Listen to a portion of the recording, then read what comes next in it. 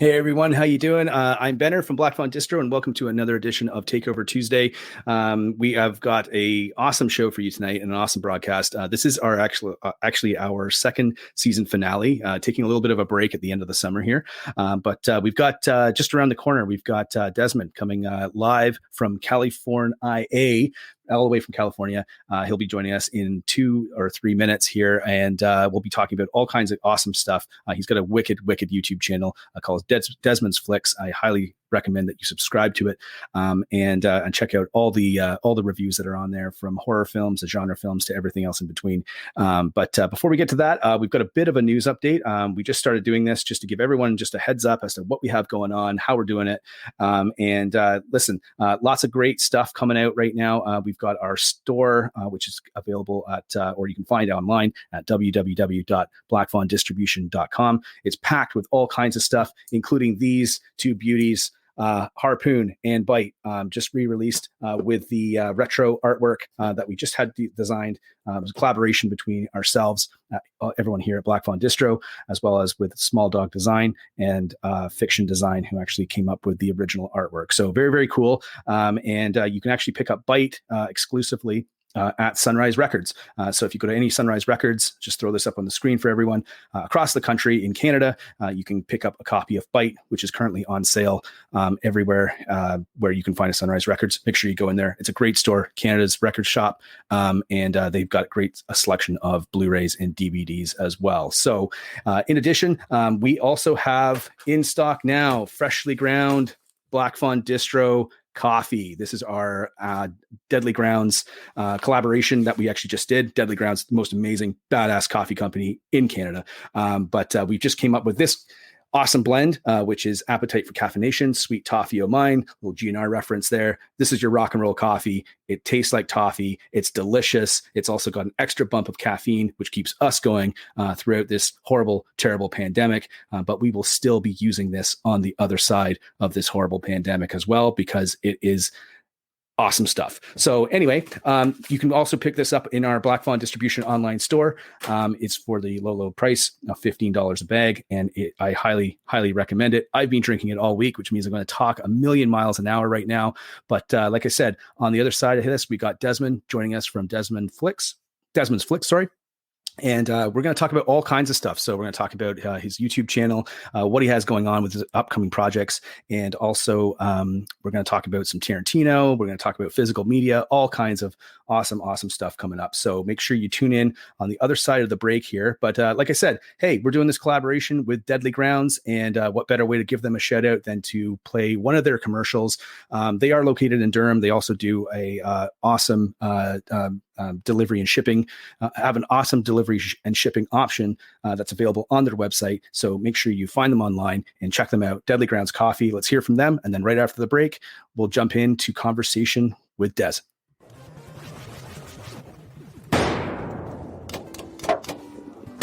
Whether it's trying to get through the workday or get through the zombie apocalypse, you need a break. When I need a break, I come to Deadly Grounds Cafe for a delicious cup of... Zombie! I mean Yahtzee. Hey, $15, that's a bargain at twice that. Put it on your tab. Yeah, you will. All right. Is that mocha? Strawberry. Mocha.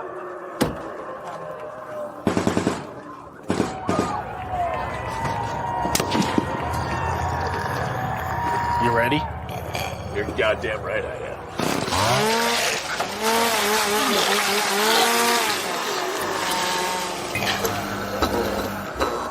Games, treats, curiosities.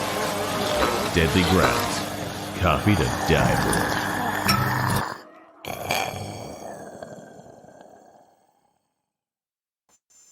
All right. And hey, we're back with another episode and another broadcast streaming live to Facebook Live, YouTube, and Twitch. I'm your host, like I mentioned before, Benner from Black Fawn Distro, and I'm joined by the awesome, amazing Desmond, coming all the way from California, like I mentioned just before the break, from Desmond's Flicks, which is an awesome YouTube channel that you should definitely subscribe to. Des, welcome to the program. How you doing? I'm good, man. It's so good to be here. It's been so much fun being a part of Takeover Tuesday. Thank you. Well, that's awesome. And listen, thanks again for jumping on the Instagram today and filling it up with all kinds of awesome stuff on our feed and our stories. I know it's a big commitment, and to top it off, we don't make things easy. We force you to come on to this program, and you have to talk to me for the better part of an hour. So we do really appreciate it. And hey, listen, this is the season 2 finale. Like I mentioned before the break, we're taking a little bit of a break for the end of the summer. We'll be back in the fall. So thanks so much for doing this. It's just, nobody knows this, but me and you have been talking for a whole whack of time. We were trying to figure out when we actually started chatting. It was probably, we thought pandemic plus a year. So maybe 2.5 years. It was sort of when you started up your YouTube channel. I don't know I can't even remember. I think I either reached out to you and said, hey man, I want to review some horror flicks, or you reached out to me and said the same thing. Hey, do you have any horror flicks I can review? But yeah, tell our listeners and viewers, like, how did you get into doing a YouTube channel? How'd you set it up? What made you want to do it? Like, give us the Cole's Notes. Yeah, absolutely. And I just remembered it was I'll Take Your Dead. That was the movie that I reviewed first from you guys. And okay, I think that we started talking, and that was like 2 years ago, 2019, which is wild. Okay, so 2 years. Yeah. So close. Really close. But yeah, I started Desmond's Flicks a little over 3 years ago, and I've always loved horror films. Horror films and just film in general, but especially horror. It's my escape. It's my escape from the real world. Something that we were talking about earlier was like, being able to go to the movies and things like that, being able to go out and watch those movies. I wanted to be able to talk about these movies that I saw in the cinema as a kid, or even the movies that have just come out, and talk about it with other horror fans. And seeing other YouTubers do it, and seeing like, oh, okay, I could do that. I ended up just jumping on and started making my own videos at first, just on my cell phone. And then from there, worked up to just making it on a PC and Premiere. And over time, it's pretty cool that I'm at a little over 2,000 subscribers on YouTube, and it's it's a cool little group of people that are hanging out at the channel. It's been a blast. Yeah, I mean, no one's more passionate than horror fans, and with the amount of content that's out there right now, with respect to everything else, I feel like horror sometimes it kind of has these ebbs and flows where it kind of bubbles to the surface and mainstream coverage. But it's always got a great group of people and a great community of people that want to talk about that stuff. I'm one of them for sure, obviously. I mean, starting this, I mean, I went through your channel, and I've been watching your channel probably for the better part, like you mentioned, of 2 years, maybe 2 and a bit. But what goes into maintaining that? Like how do you keep going back and saying, okay, I'm going to review this. I'm going to do this film series. I'm going to do this, maybe this film. Like, what gets you energized for that? Because sometimes I always find when you do something you love, that's sort of like a hobby or something that you really enjoy, you want to make sure it doesn't become work, because you don't want to hate it, right? Yeah. What kind of like it keeps me passionate is, I mean, the Patreon honestly keeps me going, because seeing the people that are supporting me on there saying, hey, I want to request these films, and it gets me interested to watch films like The Innocents from 1961, which is, a film based on the turn of the screw. And it was cool being able to like experience that film. And so it's a combination of that, as well as, I just feel like I end up picking a lot of films that I relate to personally, or films that I think might be interesting to talk about. And also just like taking the breaks when you need them. That's what I've learned over the last 3 years of being like, okay, if I'm feeling like I'm not having that passion anymore from making these videos, I'm going to take like a week off and, do something else outside of that to kind of recenter and then come back even more excited.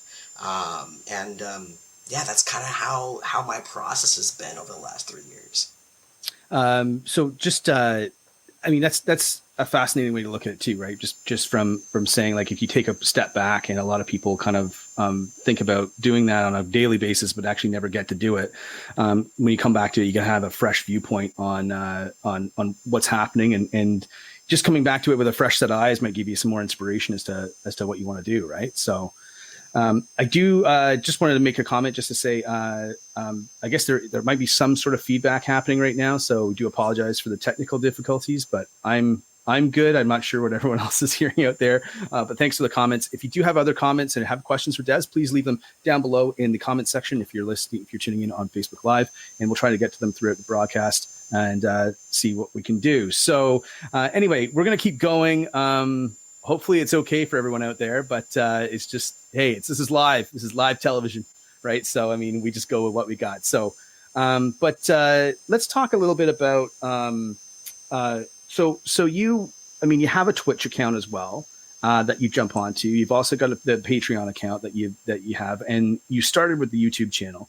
Do you have plans to kind of integrate those, or how do you integrate those to kind of sort of expand your reach to your audience? The main way that I try to do that is having that connectivity of horror, and cinema. I do venture outside of horror on Patreon. That's where I'll talk about Tarantino. Right. But it's usually the connective tissue is horror. And a lot of people that come to my YouTube channel come over to Twitch, and I'll be playing like Resident Evil 3 on the PlayStation 1. And we'll end up talking about films from that era, or talk about, the other games that were a part of that era. So it always comes back predominantly to horror, because I really want that experience for anyone that comes to visit Desmond's Flicks, whether it's on YouTube, Instagram, Patreon, Twitter, to have that feeling of like, oh yeah, this is like, another horror nerd that I can geek out with. Right. And do you find that you have a lot of crossover from people that maybe have discovered you on YouTube as for your horror flicks, like your horror film reviews, and then carrying that over into what you're doing on Patreon and that sort of thing? Or do you feel like how do you feel that like is the YouTube channel, that's the main focus, right? But then you have these branches that are sort of like these tentacles that are kind of going out to different people?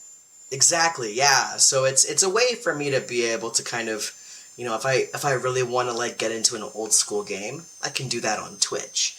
Whereas YouTube is where that's home base, basically. That's where you're going to be able to see the more high quality videos, where I'm going to be releasing a video every single week. Like with, I've been reviewing all the Texas Chainsaw Massacre films, which was a Patreon request. Yeah. And it's the best. It's the original. And I've been going through all of the films, every single one of them, and just doing a full breakdown of every film and how they were made.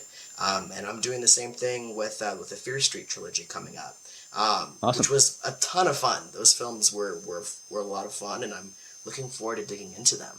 And a lot of this content is brought to you by the Patreon community. So much of it is from the people that enjoy the content. They come to Patreon and like, you know what? I would love for you to cover all 3 of the Fear Street films. And you can request that.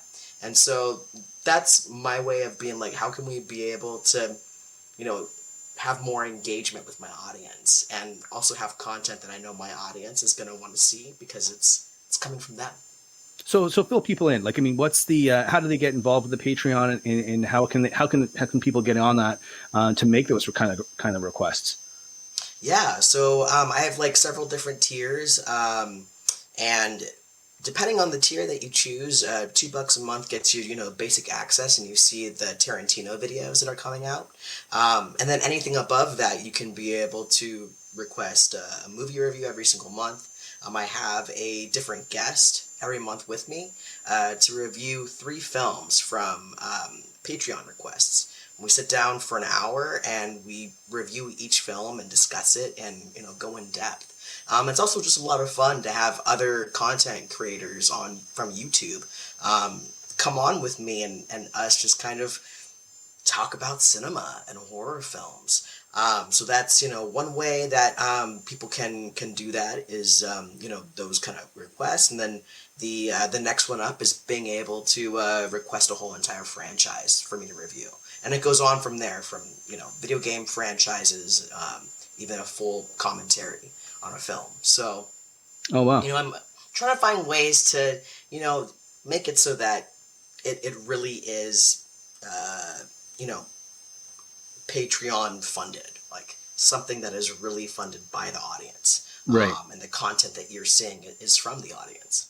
So, in response to that too, I mean, we're going to get into the Tarantino stuff in later on in the show, because, like I was mentioning before we get on the air here, like I love Tarantino myself. I love his films. And sometimes I find it hard to, I don't have too many people I can talk to about them. So I'm going to be signing up for the Patreon thing for sure. Because, and if anyone's listening right now, make sure you do that as well, because your analysis of films is pretty in depth, where you kind of go through sort of a body of work, filmography, or a series of films, where you're sort of kind of going really into, who was behind the camera, who was running, how did the actors get signed onto the project, and that sort of stuff. It's fascinating stuff. It's very, very interesting. And it's very, I always find it easy to listen to as well. Like, it's not like this high speed sort of like, MTV style, like smash, smash, smash. It's very much like, hey, here's the rundown of the film, and here's what you learn a lot of stuff from it as well. So make sure you sign up for Desmond's Patreon account. We'll try and throw up the information on YouTube after the broadcast, but yeah, make sure. You said it's $2 a month right now. Yeah. If you're wanting to watch the Tarantino episodes, $2 a month. I'm a little bit behind on them, but I'm churning that script out right now for Reservoir Dogs, and it's been fun, just like reading about the backstory of this film and going into those details, because I feel like for people that are cinema fans, I know for me, I really like listening to like commentary tracks and watching behind the scenes stuff, and I want to be able to bring that to people in a way where it's like easily digestible, and be like, hey, did you know that this is how they made this happen? Isn't that wild? So that's really interesting, and that's a great segue into the next topic I kind of wanted to discuss, because you're a big physical media collector. So am I, and I have no problem saying this because I host the show. But I am the biggest media collector out of all the Black Fawn Distro guys. So, talking about commentary tracks, I mean, that's how people originally found out about how movies got made and how they and things that kind of got put into the productions and that sort of stuff was from commentary tracks on originally DVDs and then Blu-rays, and that's sort of kind of, you don't really get that stuff necessarily through a digital download. I mean, I know there's extras and stuff, but it's just not the same. For physical media, like, why do you love physical media so much? In one question, and yeah, I mean, let's talk. Yeah, a part of it is I like having them on my shelf. Like right back in back of me is all my VHS tapes. And it's like, whenever I'm like, you know what? I feel like watching Wishmaster right now. I can just pop that in my VCR and watch it anytime I want. And I don't know, there's something about being able to pop a movie in whenever you want. I like being able to go to my library of films and be like, oh, I want to watch LA Wars. And watch this terrible movie, but the Vinegar Syndrome extras are awesome. And that's like one of the things that I always have fun with is, hearing the people that worked on the film, how they got involved in it. One of my favorite releases by Scream Factory is the Silent Night, Deadly Night release. Right. One of my absolute favorites, because they go not only so in depth with the actors and everyone that worked on the film, but it's also just the production value and the amount of love that they put into it. That's the other thing I like about it, especially with these boutique shops. There's a lot of respect for these films that, people would thumb their nose at, They were like, these are, no one cares about these films, but no, people do. And you can see that coming through in that physical media. There's a lot of, there's a lot, like, it's funny you mentioned that, because I just recently bought, I've been trying to find it for years, but Fire in the Sky. And it just got put out through Imprint, which is out of Australia. So I had to order it from Australia, which was just like, it's a challenge. And it didn't cost, it wasn't $10. Put it that way. But the behind the scenes stuff about how they created the alien spaceship and all this stuff is like, yeah, it's based on a true story. And then they're interviewing the special effects guys and they're like, yeah, we just kind of had an ability to kind of just do whatever we wanted. So we just did whatever we wanted. Like, that whole sequence, like the whole alien abduction sequence is like, they're like, we just made we made all that shit up. So, and also funny too, like DB Sweeney, that was in that movie, did all the stunts, all his own stunts with all the wire work while he's in the ship, because at the time when they made that movie, I think it was early, I think it was 92 or 93. They were chatting about James Cameron was going to make Spider-Man. And so he wanted to make sure that he could do all his own stunts and make sure like, hey, I can do all this wire work, just so he might be in the running to play Peter Parker, which is like hilarious, right? So, but yeah, I mean, like, I think that, do you think physical media, do you think it's more of a, like, it's obviously more of a collector's item now, moving into, like, I mean, it's not the big seller at Walmart or anything like that. It's more so like collectors like ourselves and other horror or film collectors out there. Do you think that it's going to make a comeback in the future, as far as like kind of similar to like vinyl did, or do you think, I mean, or is this just going to be collectors only from now on? Yeah, I mean, I feel like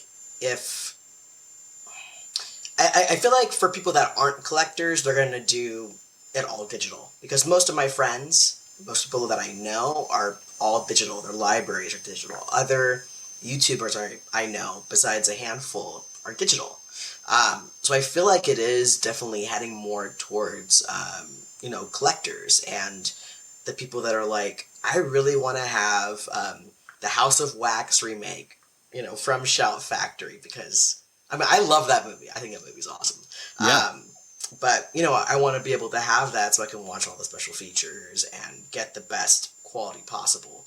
And I feel like that's very niche to horror fans and physical media collectors. But then you have, like, Criterion, which is, like, the same thing, just a different kind of, film or cinema buff, where someone might be like, I need to own Parasite immediately, and some of those overlap, where people are like, yeah, I collect both horror films and non-horror, and, it doesn't matter. I'm just a fan of cinema. But, if you even just looking at eBay, the amount that some of these VHS tapes sell for, there's definitely like this very, it's hard for me to put, but there are a lot of people out there that really want to have this physical media, that really want to be able to have it on their shelf. They want to be able, to be able to show off, I have, freaking, what's it called? Like Sleepaway Camp 2, which is, that's like a grail for a lot of people. So yeah. It's a lot of, like, I remember, we've done a couple of releases with Scream Factory, and they're definitely, like, they're an amazing company. And some of the stuff that they've done as far as picking up films that I remember watching, being like, this is so underrated. Like one of my favorites, Session 9, which was only available on DVD. And then getting it on Blu-ray. I know Criterion actually just came out. They're actually just going to announce. I don't think it's announced currently, but very, very soon is their 4K releases that they're putting out. And the 4K stuff has brought me right back into, like, I was not like I was getting at a physical, but I was like, well, I don't know how many more movies I need to own, but now with 4K, it's like it's all over. Like it's like watching those films in 4K now is like, it's like watching them for the first time. And it'll be interesting to see how many older titles. It's tough with horror movies because they were always filmed on really low budget film stock, and they try to keep those movies as cheap as possible when they made them. But it'll be interesting to see if those studios will kind of go back and restore those films and potentially have like the best kind of representation of them. But who knows? We'll see. But hey, listen, before we go any further, there is a couple of comments I'm going to throw up on the screen just from people tuning in. Just got a comment. You mentioned Wishmaster, saying Wishmaster is definitely one of my favorite films of all time. Such an underrated classic. And hey, just a follow up to that, House of Wax is awesome. One of my faves. Yes. So I own House of Wax. I bought it. I did one of those foolish things where I bought it, and like 2 days later, Shout Factory announced that they were putting it out. So I must not be I'm not on the right Reddit. I'm not on the right Reddit blogs or something, right? So, but all right. So let's talk about I think that actually, you know what? No, let's switch it up a little bit because I thought this was interesting. I was kind of going through your archive of over 200 reviews, where you kind of and we were talking about doing the deep dives into film series. 25 years since Scream came out, basically, and let's talk about Horror Rules, because that movie was famous for, obviously people know this, the rules of a horror film and how that kind of brought into I guess mainstream horror, the meta feeling of horror. But hey, it's been 25 years. We're in the 2020s now, which is insane. Do the rules need to be updated? And what would you recommend? Oh man. Oh, I feel like there's one rule that needs to be added, which is always have your cell phone charged. Right. Always. Because that's the new thing that happens is someone's phone dies. You're like, oh, I have no bars here. It's like, yeah, make sure you have the best cell phone plan, that your phone is fully charged.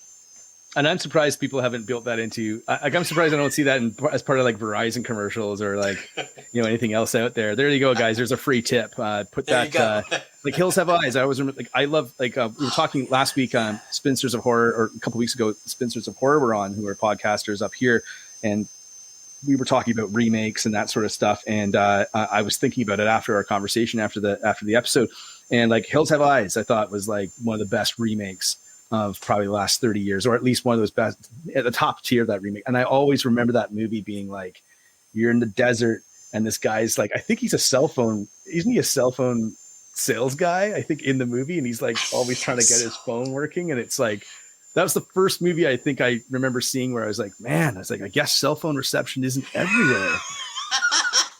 That movie is, I remember seeing that in theaters and that just scaring the absolute hell out of me. That is a terrifying film. It's so scary. Yeah, and just surrounded by, I don't know. Yeah, I mean, mountain people that will just, accost you. People. Mutated nuclear mountain people who will kill you in your camper trailer, in your Jetstream trailer. Right. Man. Listen to that. Thanks everyone for tuning in again as well. We're talking to Desmond from Desmond's Flicks, and great YouTube channel. You can check it out on YouTube, as well as you can follow him on Instagram at Desmond's Flicks. So make sure you do that. If you've got a comment or a question for Desmond, please leave it in the comments section below on YouTube, Facebook Live, or Twitch, and we'll try and throw it up during the broadcast. But right now, you don't know about this, but and I didn't tell you before we got on the air. I said there'd be a surprise, but we do have a rapid fire section of the broadcast, which is brought to us by Wellington Brewery. They are our sponsor up here. They are a local brewery located in Guelph, Ontario, and they keep us fueled with their Hell's Lager, Hell's Yeah. And they have been a great sponsor for us over the years, and they are just being nothing but supportive of what we've wanted to do with this program and that sort of stuff. So big shout out to them. They bring us our rapid fire section. So basically, we're going to keep this. It's going to be pretty fun. But are you ready to jump in? We're going to put your feet to the fire. We want answers. We want to know more. Are you ready to go? Let's do it. Okay, so rapid fire, yes or no. There's some talk about multiple Escape from New York sequels being made. And do you, in your opinion, think that this is a good idea? Yes or no? No, I don't. Would you care to elaborate? Or just give me one no, after seeing Escape from LA, I was like, I'm good. I feel like Escape from New York was perfect. That was when John Carpenter was in his prime. Kurt Russell was just like in charge of the world. After Escape from LA, I was like, I'm good. I just don't. I wasn't a huge fan of Escape from LA either. Yeah. What about remaking Escape from New York? There was some talk about them potentially remaking it with Wyatt Russell, who is Kurt Russell's son, who looks exactly like a young Kurt Russell. Thoughts? I loved him in Overlord, so if he was the lead in that, yeah, I'd like to see like a reinterpretation. I feel like, if anything, that could be interesting to see if they try something different. It's funny you mentioned Overlord. I went to see that in the theater too, and we were watching that movie. And I remember halfway through, I leaned over to my buddy, and I was just like, "Man, that dude looks just like Kurt Russell." Right. And then we watched it a bit longer, and then he leaned over and he was like, "Dude, it's like crazy. That guy looks like a young Kurt Russell." And in the movie, we IMDb'd it, and it was like, "Oh, yeah, it's his son." Explains it. That explains it, man. Okay, so rapid fire. Next question. You got to pick one out of all the films that you've watched and reviewed for your channel. Who is your favorite film villain? Ooh, my gosh.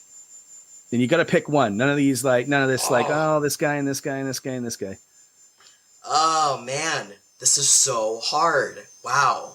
Okay, rapid fire, Desmond, rapid fire. You know, I did cover this on my podcast before, so it's not on my YouTube channel. Is that okay? Yeah. Sure. Okay. We'll check. Yeah, we've checked with the judges. We'll allow it.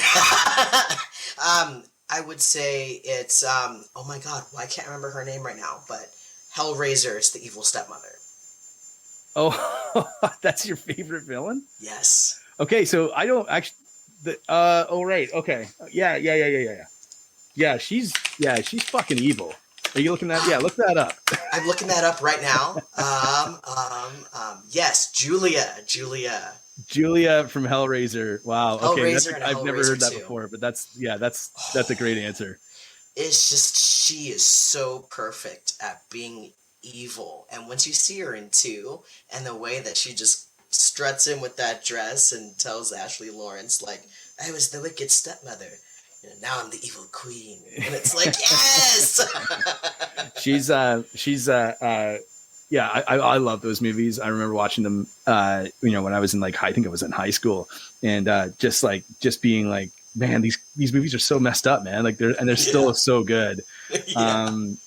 I think one of the previous episodes we were talking about Hellraiser 3, and I know Hellraiser 3 always gets a bad rap, but I know it's got CD Head or whatever his name is, but that scene where Pinhead's in this church is like one of the best scenes in the whole series. Yes. So I don't know, it gets an extra full star from me for that scene. So I got a soft spot for that movie. I got a soft spot for Hellraiser 3. Yeah, and how it ends, bad, it's the best ending too, because it's like you don't need to watch anything. You're just like, I don't know, we're all screwed. So yeah. All right, so moving right along, rapid fire. So help us out. As people who follow you on Instagram may already know, you have an awesome black cat named Cleo. Can you tell us how that came to be? Well, my then girlfriend at the time really wanted to get a cat. I didn't. We went to the local shelter, and we were in this room full of all these cats, and we see this little runt of the litter, this little black cat. She runs up, starts untying my shoelaces with her teeth. I'm like, okay, that's my cat. And her name originally was Umbreon. And I was like, I think we'll change that. That's an odd name for it. That's a cat. That's the name they gave it at the shelter, or? Yeah, that was her name at the shelter. She was 4 months old, this little kitten.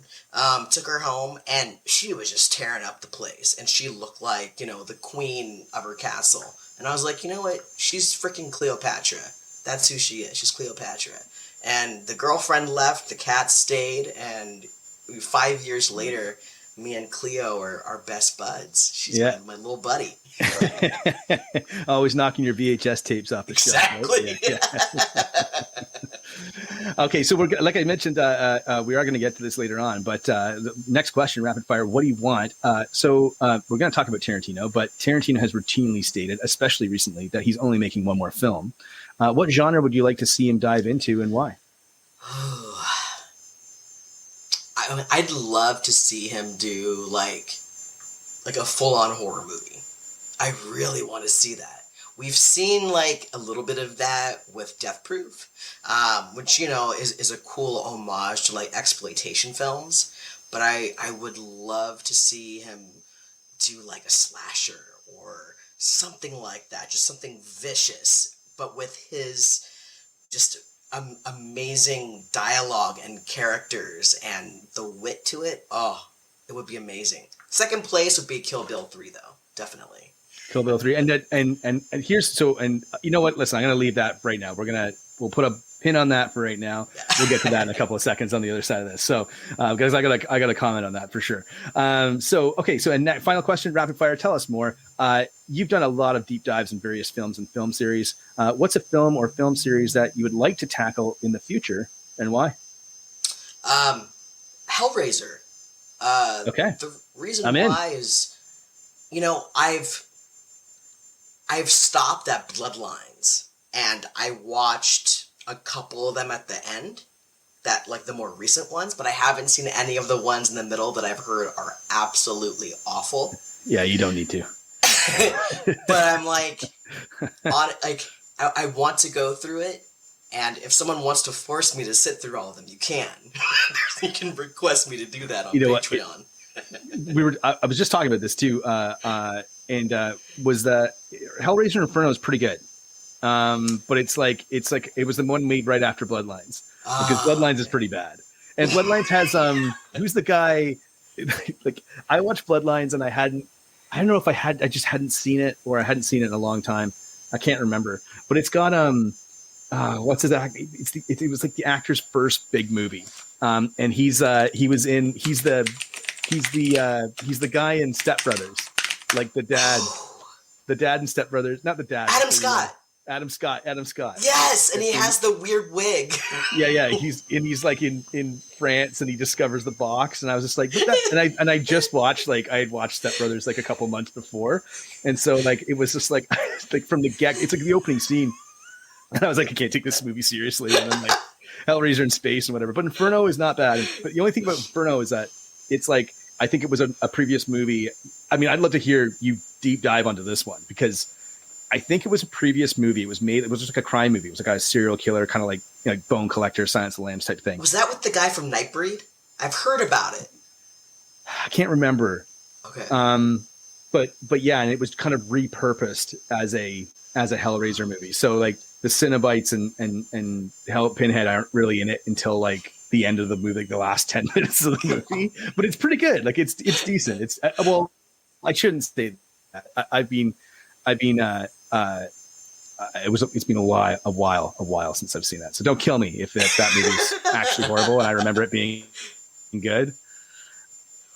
But yeah, hey, listen, that's it, man. Thanks a lot. Thanks so much for being such a good sport about that. Yeah. I know it caught you by surprise, but hey, rapid fire with Desmond from Desmond's Flicks. Brought to you by Wellington Brewery. They are the proud sponsor of Black Fawn Distro, and they also keep us powered through our convention season, usually when we're going to live events, but they also keep us powered up with Hell's Lager, Hell's Yeah, through these pandemic months as well. So we want to give a big shout out to them as well. Thanks so much for your support. So, all right, now I just mentioned we're going to put a pin in something and then get back to it. Let's talk about QT. Let's talk about Quentin Tarantino. Let's talk about maybe the most influential film director of the last, let's say 25, 30 years, because like him or hate him, I get it. But I mean, he deserves that title as far as being what he's done for the format, his love of film, his love of cinema.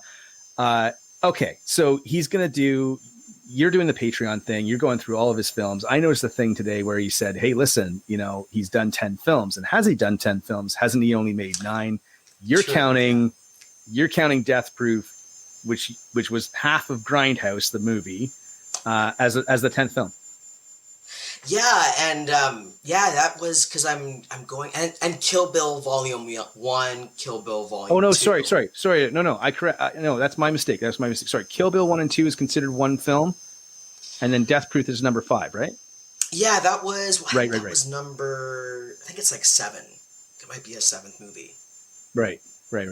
So yeah, Kill Bill 1 and 2 are considered one film, and whether or not you make, so this is what I wanted to get to, is that I know he keeps saying that he's going to make one film and one more film, he's retiring, and that if he does anything, you know, if he sticks around too long, he's just going to become a caricature of himself and all that stuff, which, you know, maybe he already is. I don't know. But like, but do you think maybe he'll make one more film and then make Kill Bill 3 and then say, well, it was really just the ending of that one other movie and doesn't really count as a lot?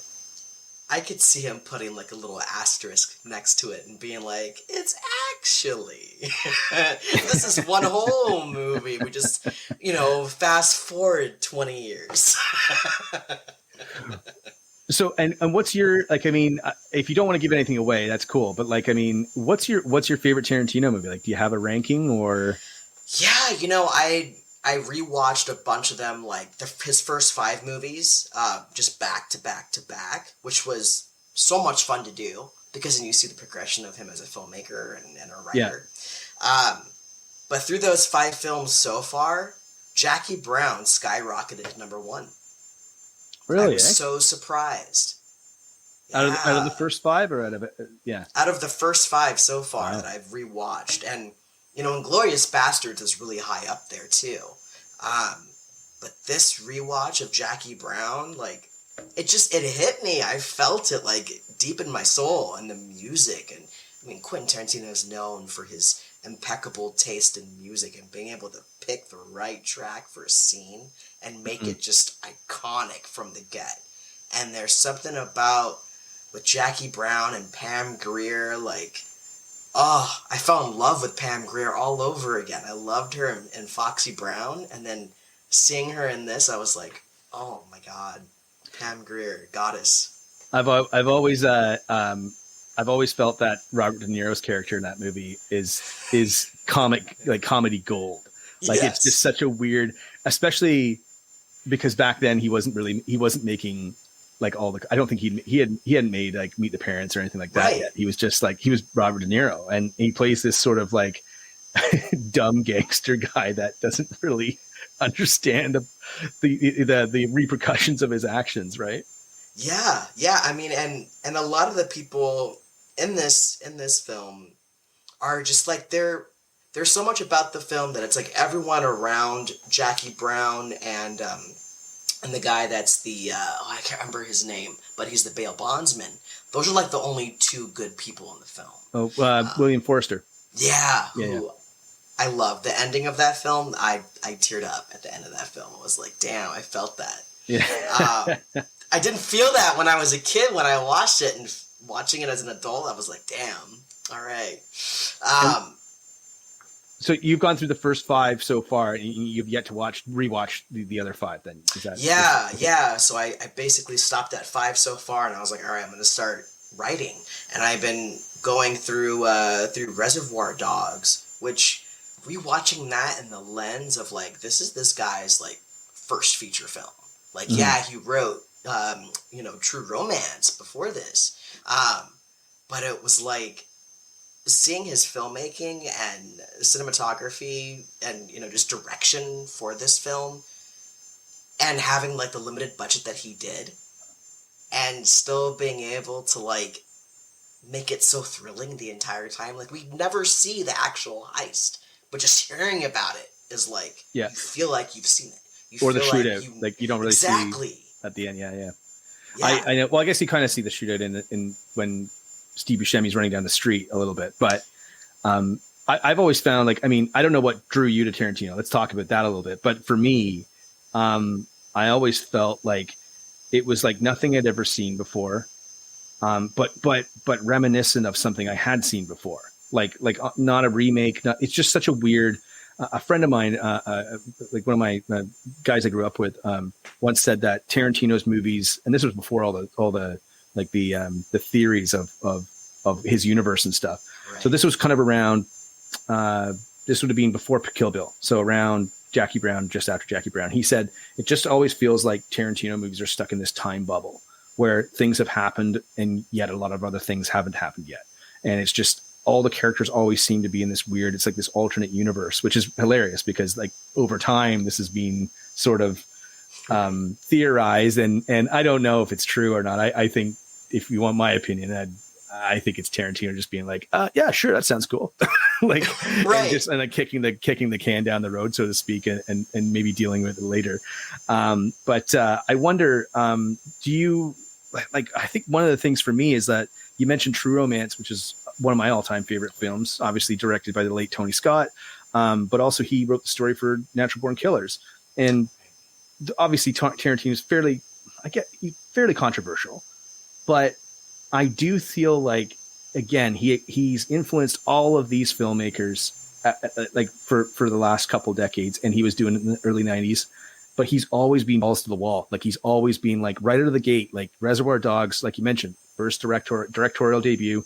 And that movie is like, that's not an easy movie to watch in the 90s. Like it's pretty crazy. Yeah, and it was even intense rewatching it recently, like hearing Tim Roth screaming the way that he does. It's like, it's blood chilling. And like Harvey Keitel trying to like keep his cool while being like, "You're fine, man. You're fine." And he's You're like not gonna bleeding die. out. Yeah, you're not gonna die. Say it. And and then you got Michael Madsen being a complete freaking psycho, and he does it so well. There's just like so much about this film. Just it's like mind-boggling how someone could make such an incredible film for their first time out as a director, and it doesn't feel like a first film debut. And I feel like that's why I gravitated towards him so much, because it was like, this guy really understands not only like how to write characters, dialogue, but he understands film. He understands pop culture, and he's really tuned into it, and he's able to take things from exploitation films, blaxploitation, grindhouse movies, westerns, and even films that are these epic World War II films, and he's able to like make them for an audience now that can be able to appreciate these long epics. His films are what got me to watch a lot of older films. Like I eventually went back and watched like The Longest Day after seeing Glorious Bastards, because I was like, I want to see more films like this that are epic like this, epic war films. And I feel like that's what he really taps into is just that love of cinema. I could talk about Tarantino all day, because the guy is like, he's a film fan. He's like a film fan's film fan. You know what I mean? He's a fan of film that makes it for other fans of film. And I wonder if, like, I mean, I was thinking about this the other day, because he's obviously been doing the rounds and, getting into all kinds of trouble on various, other podcasts that are slightly bigger than ours. But, I mean, I feel like maybe it's a good time for him to retire. Like, I don't know. Like, I don't want to say that because I enjoy the films. Like, I always feel it's an experience. I never really know what I'm getting myself into. Like, even with Inglourious Bastards, one of my favorite scenes, and I was just talking about this the other day, is the scene in the bar, in like the sort of like underground, like kind of like the basement pub, with Fassbender, and that scene from front to back is crazy. Like it's such a wave of emotions from when they first go in to how that scene ends up is pretty crazy. And I don't think he's really repeated himself too often. I think he uses some of the same story beats from time to time, which is, everyone does that. But I always feel like it's pretty interesting and pretty new when you watch it. And I loved Inglourious Bastards. I was like, that's because I always felt like I need to probably go back and watch Jackie Brown again, because I always felt that was kind of at the bottom of his filmography, not because it's not good, just because I like other films. I mean, Pulp Fiction for me, I think, is number one, just because of how much bigger it was than Reservoir Dogs, but also as well, like I know a lot of people say he rips off a lot of stuff, but he's also been pretty good at casting and really lucky. So and so much of his films are homage. Like you just see again his love of cinema. Like it's all over his films. Like I know a lot of people. Maybe not a lot. I know there are quite a few people who didn't like Once Upon a Time in Hollywood.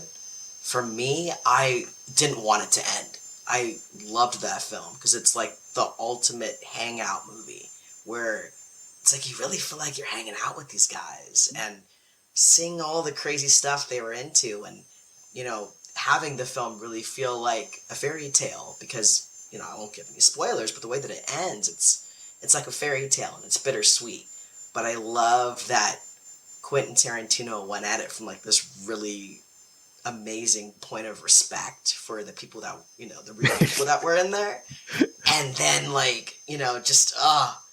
Brad Pitt at the end. Yeah, I don't want to spoil it for anything for anybody. I mean, everyone should have seen it or doesn't care. But before I say the spoiler, but one of my favorite scene I think in that movie is when DiCaprio is wearing like the house coat and he's making the margaritas. Those hippies. I was like, I laughed. I went to see that movie by myself at I don't know, it was like 11 o'clock in the morning. It was like a Saturday afternoon or morning afternoon, whatever. So I was like, I watched the whole movie at a weird time. And I was like the only person in the theater. Like if you've gone to a theater where there's maybe like 10 people in there, but you're the only person that's laughed really loud. Like that was me during that scene. Cause I was like, I don't know why I thought it was so funny. It's just like, I love DiCaprio. I think he's one of the great acting talents of our time. And it was just seeing him as such a, he just looked like such a bum that hilarious. Leo, if you're listening, if you want to come on the program, do a Takeover Tuesday, let me know. We can talk about that. But I mean, it's so interesting when I thought I was in, it's unbelievable how he comes up with like the amount of each, and you can theorize and say all these universes are connected and all this stuff, which I think is, like I mentioned earlier, is maybe a bit of wishful thinking, but it's a bit of a stretch, I think, too. But ultimately, still the tapestries that he's creating on screen are still like, I don't quite understand how he does it. I know he says it starts with music. I've heard him say that a couple times, right? But and feet, and feet. It's like, but I did. It's funny. Like I thought there was definitely, like you mentioned, him doing a horror film. Sci-fi is the other one he hasn't done. Right. Whether or not he does a sci-fi horror film, I don't know. Because I thought Once Upon a Time in Hollywood had some really, really great horror elements to it. Yes. That he it's almost like he was like, this is going to be my horror film. And then decided, like, it's almost like he decided not even halfway through, but maybe on a rewrite, that he was like, and I'm just purely speculating, of course, but maybe he was just like, yeah, but I really just want to actually want to write about like old school Hollywood more than making this horror movie that everyone wants to make. I don't know. I'd love to hear his thoughts on that, but yeah, who knows? Yeah. I just, I love that movie so much. It like brought such a big smile to my face watching that movie. It was just, the appreciation for film and cinema and old school, Hollywood, the glory days of Hollywood. And when celebrities were really like, they were actors, they were people who actually did something. And it's cool to like revisit that through the lens of Tarantino. Yeah, exactly. Well, listen, on that note, let's talk about, this is all going to tie back to your Patreon account. You're doing a full 10 film review, or 9 film review, however you count them, but the 10 actual films that have come out, counting Kill Bill as 1 and 2 as 2 different films. It's coming on your Patreon. You're actually doing it right now. People can join. Tell us about what other projects you have coming up, including that one. And, how can people check them out online? Yeah. Of course, Tarantino coming to Patreon. And then for the main channel for YouTube, which is available to everyone, is going to be my review of the Fear Street trilogy. I'm almost done with the script on that. So I'll be talking about all 3 films, ranking them, and letting you know my thoughts on them. And kind of talking a bit about the production as well, and kind of like where the inception came from and how it ultimately came to be. And then, of course, I'm going to wrap up the Texas Chainsaw Massacre franchise review. I did 3D a couple of weeks ago. I've been getting a bit more humorous in my videos, where I try to like, have a little more fun and poke a little more fun at some of these movies. Next generation, baby. Oh man, McConaughey, Maze Zellweger, Academy Award winners. Unbelievable. Yes. Unbelievable. Also the most batshit ending too. Yeah, I mean, watching all of those movies back to back to back, you're just like, wow, these all, what is happening here? What is happening? And you know, I just finished up the Leatherface script, so that'll be coming out sometime next week, as well as the monthly Patreon reviews. So we reviewed Alien, The Innocents, and why am I blanking on the last one? That's a couple of the movies that we reviewed. The Patreon reviews coming up. So yeah. Awesome. Very cool. Well, on that note, we'll leave it there. I know it's been a long day. I know that you're 3 hours behind because you're on the West Coast in beautiful, sunny California. But thanks again for taking the time to do all this today. I know it's a lot of work and a lot of commitment, so we do really appreciate you doing it. And also sharing little parts of your YouTube channel and what you do with our audience too, we think is a great connector. Like I've mentioned in the past, we kind of started this as just a way to stay in touch with people as we were all in lockdown. And the good news is this doesn't end here. This is the season finale of season 2. But we will be returning with season 3 in the fall. We're going to keep this going because, hey, we're having a lot of fun with it. And it sounds like all of our guests are too. So unless they're all just really, really, really great actors or really great flyers, we're going to continue on. So thanks everyone for checking out this episode as well as all of our past episodes. Des, stick around after we go off the air. We'll catch up before I let you go because this is the only time that we actually talked face to face or screen to screen in whatever, I guess we're going to say 2.5 years. But for everyone else out there, if you're watching this, make sure you go and look up Desmond's Flicks on YouTube. Make sure you subscribe, follow, ring the bell, smash the like button, all that shit. But great channel, over 200 reviews of all kinds of films, mostly horror, and also check him out on Patreon. He's doing the 10 film review of Quentin Tarantino. And hey, if you're into games, we said we weren't even going to talk about you being a massive gamer because we weren't going to have time. But he's on Twitch as well, so make sure you look him up on that too. So you can follow us on Instagram at Desmond's Flicks. And you can also follow Black Fawn Distro at Black Fawn Distro. And without further ado, just our kind of courtesy call. We're just saying, hey, listen, stay safe, help out. We're almost out of this pandemic across the planet, which is great news. Hopefully, wear a mask, get your shot, practice social distancing when you're required to, and just most importantly, check in on your family and friends. Make sure that we're all doing okay. It is challenging for a lot of people out there. And hey, kids, we're almost there. So make sure we keep become and stay diligent about defeating this thing, and we can all get back to normal. And hey, next time, Des, maybe I'll be in California, maybe you'll be in Ontario or near Toronto, and we can hook up and we can do this live, face to face in the flash. Do it, exactly. Yeah. This was so much fun, man. Thank you so much for having me. No problem. Well, thanks everyone else for tuning in. We'll see you next time. And make sure you, if you want to watch a rerun of this, you can obviously catch it on YouTube. We're broadcasting live right now to Facebook Live, Twitch, and YouTube. And obviously, we will be back in the fall with another edition of Takeover Tuesday. I'm your host Benner from Black Fawn Distro, and we'll see you on the flip side. Take care, everyone.